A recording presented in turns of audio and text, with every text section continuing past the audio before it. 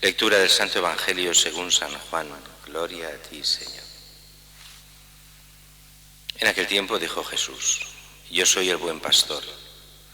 El buen pastor da su vida por las ovejas. El asalariado, que no es pastor ni dueño de las ovejas, ve venir al lobo, abandona las ovejas y huye. Y el lobo las roba y las dispersa. Y es que a un asalariado no le importan las ovejas. Yo soy el buen pastor, que conozco las mías y las mías me conocen. Igual que el Padre me conoce y yo conozco al Padre, yo doy mi vida por las ovejas. Tengo además otras ovejas que no son de este redil, también a estas las tengo que traer y escucharán mi voz. Y habrá un solo rebaño y un solo pastor. Por esto me ama el Padre, porque yo entrego mi vida para poder recuperarla. Nadie me la quita, sino que yo la entrego libremente. Tengo poder para entregarla y poder para recuperarla. Este mandato he recibido de mi Padre. Palabra del Señor. Gloria a ti, Señor.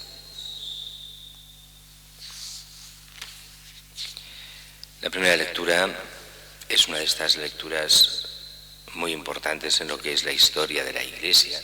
El Evangelio también, faltaría más. Pero aquí estamos hablando de la historia de la Iglesia primitiva.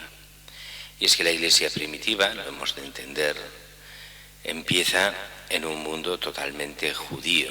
Jesús es judío, la Virgen judía, todos los apóstoles son judíos, los primeros discípulos todos son judíos. Y llega un momento, sobre todo a raíz de la diáspora, cuando se van, a raíz de las persecuciones, que tienen su parte positiva, y es que muchos discípulos, incluso apóstoles, empiezan a expandirse, primero por lo que es Judea, después irán por todo lo que hoy entendemos Palestina, después muchos irán a lo que es lo que hoy es Siria, lo que es Turquía, y a partir de aquí ya después con Pablo hacia todo lo que es Europa occidental, hasta Roma y poco a poco hasta todo el mundo. Y entonces viene el gran problema. Empiezan a predicar a los judíos, pero empiezan a convertirse gente que no es judía. Y si quieren hacer cristianos, si quieren entrar en la fe, y Dios los llama a la fe, como nos ha llamado a nosotros, que no somos en principio judíos. Y resulta que el gran problema: ¿hay que hacerse judío para ser cristiano? Claro, para nosotros hoy está clarísimo que no, pero ¿de dónde empieza este no? Y empieza en parte de este texto que hoy hemos leído. Esta primera visión de Pedro, que tiene un doble significado, esto de los animales que bajan, esta visión de animales impuros para los judíos, que recibe la orden, Pedro, mata y comen, no comeré. De estos animales son impuros. Mata y come. 3 veces la misma visión. En la mentalidad bíblica 3 veces quiere decir que es una obligación, que es absolutamente así como ha de ser. Y aquí tiene el doble significado. Por una parte, es los alimentos impuros que dejan de ser impuros porque Dios así lo quiere. Aquello era una preparación, lo de animales impuros y puros, al Nuevo Testamento, al entender las cosas de Dios. Pero aquí ya se nos dice que eso no es precepto religioso ya. Dios declara todos los animales que se puedan comer puros, no hay problema.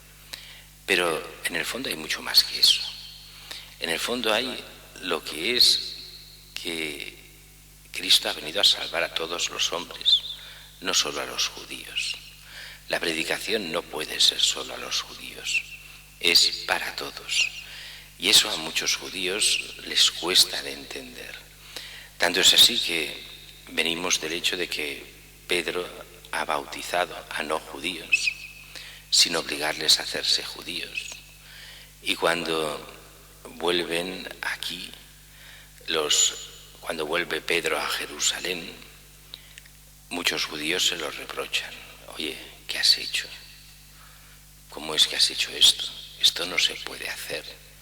Lo importante es hacerse judío, circuncidarse. Y entonces empieza a explicar todas estas cosas.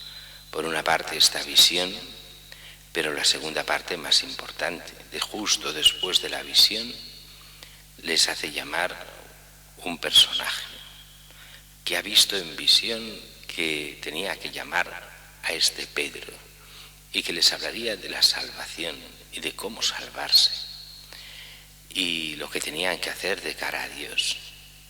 Va Pedro y Pedro se encuentra con este problema, y es que mientras les habla reciben el Espíritu Santo. ¿Cómo no bautizarles si reciben el Espíritu Santo? Y aquí Dios actúa de forma especial. Dios, aunque normalmente nos da las cosas por medio de la Iglesia, y así lo hace, pero Dios actúa como quiere y cuando quiere, y no está ligado solo a lo que los pastores de la Iglesia digan, sino que va mucho más allá. Y así, si lo normal es el bautismo y después el don del Espíritu Santo, bautismo y confirmación, que en la antigüedad, igual que en Oriente todavía hoy, pues van siempre juntos, aquí Dios, para hacerle entender a Pedro, primero da la confirmación, el Espíritu Santo. Y recibiendo el Espíritu Santo, Pedro, ¿cómo va a negarse al bautismo si una cosa va con la otra? Y se da cuenta de que lo importante no es el ser judío. Ya lo sabe, que lo importante no es ser judío, es ser cristiano, pero lo concibe como un pack todo unido. Y a partir de ahora se dará cuenta de que no es así. Es verdad que el mismo Pablo se lo hará ver en otras circunstancias, y será una pequeña lucha esos primeros momentos. Incluso Pablo le hará ver cómo a veces el mismo Pedro se oscura estas cosas porque tiene respeto a lo que piensen los judíos, y le hará ver cómo no se puede jugar este doble juego. Es verdad que aquí vemos, con todo esto de Pablo y de los judíos de hoy, cómo la Iglesia primitiva no dudaba a pedir explicaciones al primer Papa, a Pedro, cuando creían que las cosas no las hacían bien. Y en algunos momentos algunos tenían razón y otros no. En algunos momentos Pedro defenderá que no tienen razón los judíos cuando le piden esto, y otros momentos le dirá a Pablo que tiene razón cuando le critica, porque ha habido una hipocresía, no tanto en lo que enseña, sino en lo que hace. Y por eso a veces la corrección fraterna, de la cual nos habla tanto el Evangelio como todo el Nuevo Testamento, como la tradición de la Iglesia, es necesaria. Pero cuidado, una cosa es que aquello que creamos que está mal, podamos de alguna forma hacer esta corrección o intentar una corrección fraterna, y otra es pensar que tenemos razón. A veces nos equivocamos en la corrección fraterna, a veces no. Por eso la autoridad es la autoridad del Papa, que ha de escuchar a aquellos que le dicen las cosas, pero después ha de discernir él si realmente aquello viene o no del Espíritu Santo. Y en el Evangelio nos encontramos parte de lo mismo, aunque desde otro punto de vista. Es en el fondo la continuación de ayer, o parte de lo que ayer veíamos, Jesús buen pastor. Pues hoy continúa con esto de Jesús buen pastor. Dice Jesús: yo soy el buen pastor. El buen pastor da su vida por las ovejas. El asalariado, que no es pastor ni dueño de las ovejas, ve venir al lobo, abandona las ovejas y huye. Y el lobo las roba y las dispersa. Y es que a un asalariado no le importan las ovejas.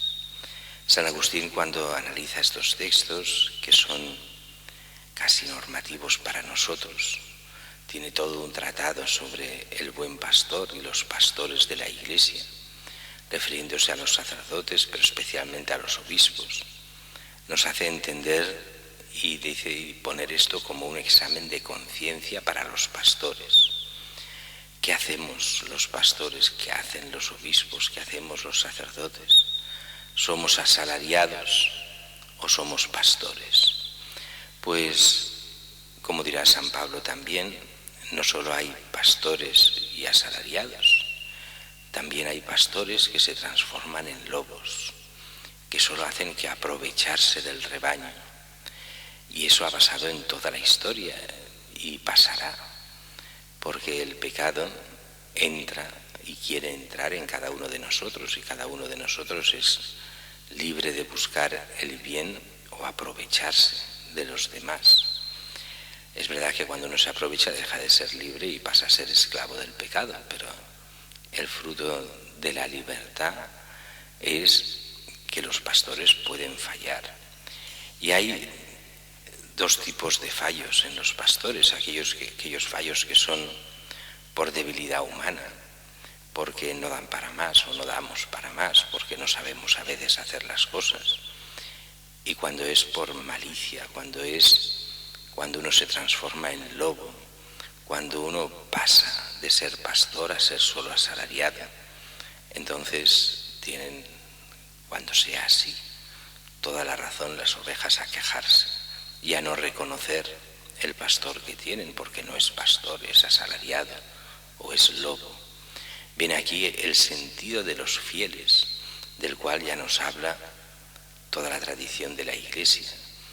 Hay como un sexto sentido en los fieles de verdad, para analizar y para ver el que es pastor y el que no es pastor. Aunque hemos de ser muy prudentes en eso, porque es fácil también a veces equivocarse.